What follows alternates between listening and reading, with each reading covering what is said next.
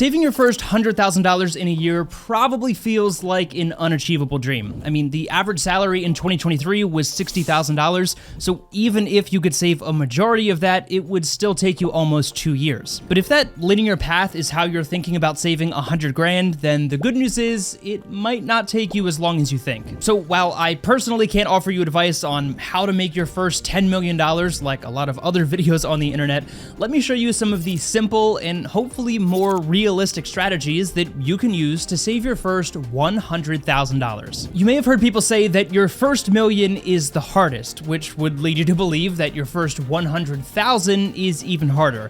And I can say from personal experience that that is absolutely true. I was able to save my first $100,000 a few years ago, and since then I've effectively doubled my savings rate each year after that. And no, I didn't start drop shipping or get lucky with a cookie cutter side hustle, but the first thing I did do was seek out multiple streams of income. When I first set this goal for myself a few years ago, I was just out of college earning a decent $50,000 salary and living at home, and it would have been so easy for me to just kick back after a long day of work and coast through the weekends. And that's not to say that there's anything wrong with that, but had I taken that approach after Uncle Sam took his cut, and even with the most conservative spending habits, it would have taken me about 3 years to hit that $100,000 savings mark. Because remember that what you earn and what you save are not the same thing. So instead of taking that first approach, most nights I would come home after a long day of work, lock myself in a room and edit until midnight and do the whole thing all over again while writing and recording on the weekends. Because for some reason at the time, I thought posting 3 videos a week was sustainable. That's probably a topic for an entirely different video.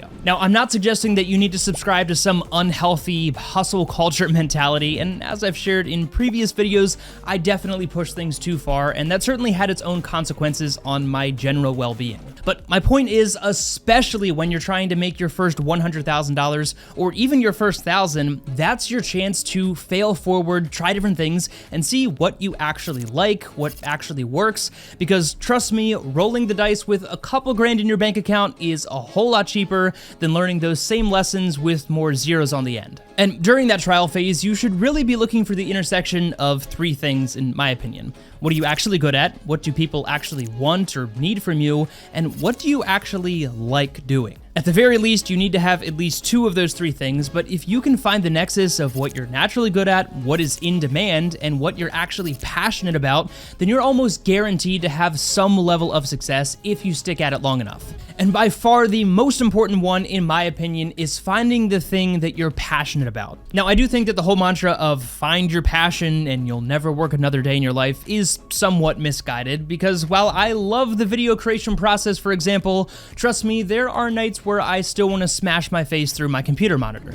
Just because you're good at something or you're passionate about it doesn't mean that it won't sometimes feel like work. But if for the most part you can find the thing that other people view as work that you would honestly just do for fun, then you're probably headed down the right path. All right, the next thing I found to be really helpful was tracking my net worth in real time, because it allows you to gamify this whole thing and see how you're progressing towards your goal of saving your first $100,000. And today's video sponsor, Rocket Money, can actually help you do just that. Rocket Money is an all-in-one budgeting and finance app that allows you to link all of your financial accounts under one platform, including your bank accounts, investment accounts, and even liabilities like credit cards and other debts, giving you a real-time way of tracking your net worth right from your smartphone. Not to mention, they'll give you catered suggestions on how you can better manage your spending, allow you to track your credit score, and even offer unique features like their subscription cancellation service that can cancel unused subscriptions with just a tap on your smartphone, and their bill negotiation tool where they will help negotiate and lower your bills on your behalf. I've personally been using Rocket Money for over 2 years at this point, way before they ever reached out to me, and being able to track my net worth in real time from my smartphone made this whole thing feel like a fun game, to be honest. And even now, after I've achieved that initial goal, I still use the Rocket Money app every single day to track my net worth on my way to my next goal. And it has single-handedly saved me hundreds of dollars in canceled subscriptions that I had completely forgotten about. So if you want an easy way to view your financial health under one app, cancel those unused subscriptions, and even lower your bills, then be sure to check out Rocket Money using that first link down in the description. All right, so we've talked about a few best practices that can definitely set you down the right path. But once you find that sweet spot of the things that you're naturally good at and the things that you're passionate about, and of course have a feasible way of making income with that skill, it's time to pour gasoline on that fire. Now, by no means am I suggesting that you should toss everything else aside. In fact, to this day, I still have multiple streams of income, and personally, that gives me a lot of peace of mind and stability. But at the very least, once you identify that ideal niche, you want to start developing high income skills in that area. Now, I realize that that term high income skill is still fairly broad and is thrown around pretty casually, but the easiest thing I have found is just asking yourself, how easy would it be to replace me and the skills that I have? Not exactly a fun question to answer all the time, but if you could be replaced by tomorrow at lunchtime, then chances are whatever you're doing is not a high income skill. Not trying to rag on any particular job or industry, but part of the reason that fast food restaurants, for example, don't have to pay $100,000 a year just to work the drive-thru is because, for the most part, they could easily replace that role if they had to. Although, I guess nowadays that might not be the best example. But on the flip side of that coin, if a professional sports team had to replace their star player, then they might spend millions of dollars just on talent acquisition alone, just looking for the right person to fill that role. Why? Because that's a very high income skill that is very difficult to replace. Again, we're shooting for $100,000 here, not a $100 million sports contract, so don't be too hard on yourself. But by developing those high income skills and therefore making yourself harder to replace,